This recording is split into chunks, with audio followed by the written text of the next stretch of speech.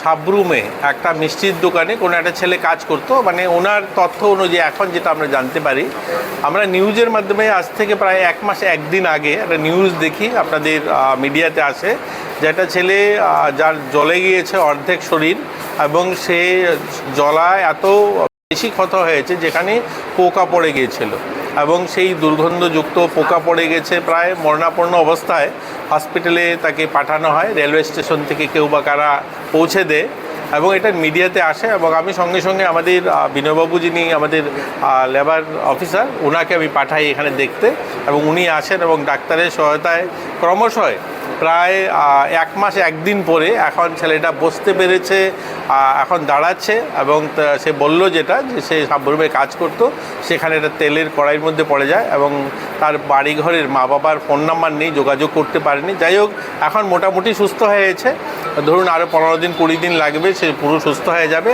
আমরা কথা বলেছি তাকে বিহার পাঠিয়ে দেব, এবং সেজন্য তার বাড়িতে ফিরে যেতে পারে। এর জন্যই দেখতে এসেছি যে কতটুকু সে সারলো।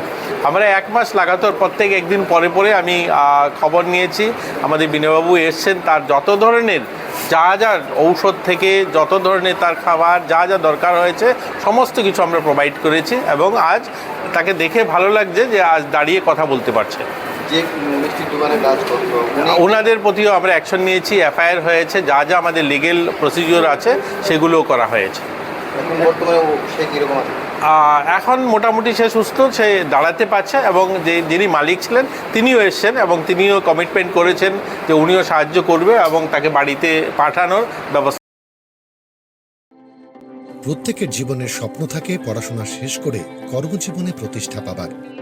এই দিক দিয়ে আমি সফল শুধুমাত্র একটি কারণে, সেটা হলো আমার কলেজ টিপস, যেখান থেকে গ্র্যাজুয়েশন কমপ্লিট করে উচ্চতর শিক্ষা নিয়ে আজ আমি সফলভাবে প্রতিষ্ঠিত।